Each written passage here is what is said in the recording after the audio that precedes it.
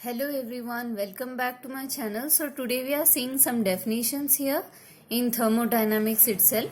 So there are the differences here as you have seen. So two of these definitions we are seeing here. First is homogeneous system, second is heterogeneous system. And then we are just seeing about closed and open systems. What are these? What are the examples and what are the differences we are seeing here, so that we can easily understand these concepts, which are the basic concepts in our thermodynamics. So in this subject, let us see the two main definitions here about homogeneous system first. So this system is also called phase. The properties are same throughout, okay, and the liquid water in a beaker is an example. So what is happening here? Homo means, this word is derived from the Greek word which means same. Homo means same.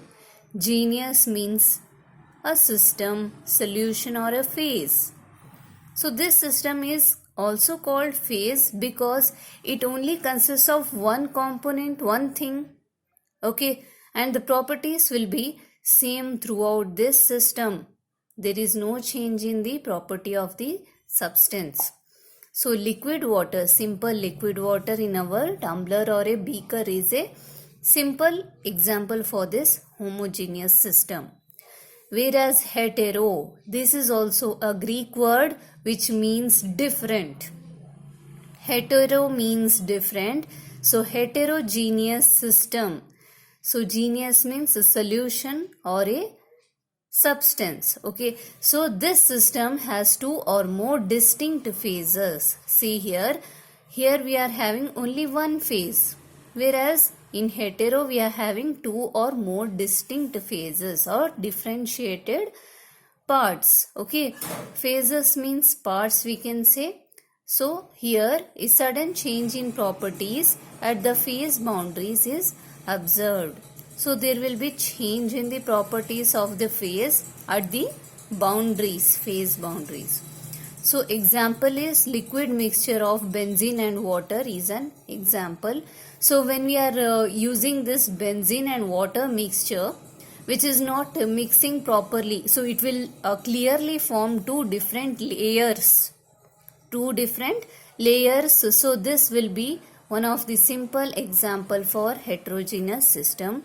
So I hope you have understood this too. And note point is, the systems which consisting of only gases and vapors are always homogeneous. So these systems are always homogeneous, whether they are having only gases and vapors means they will be always homogeneous, or they look like one.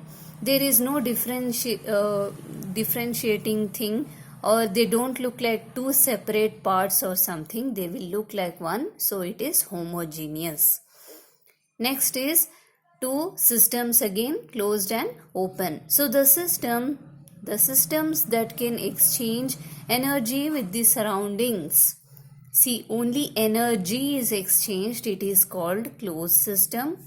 And the examples are a batch reactor, cyclical processes like power cycles are the examples of closed system. Whereas the open system that can exchange both energy and matter with their surroundings.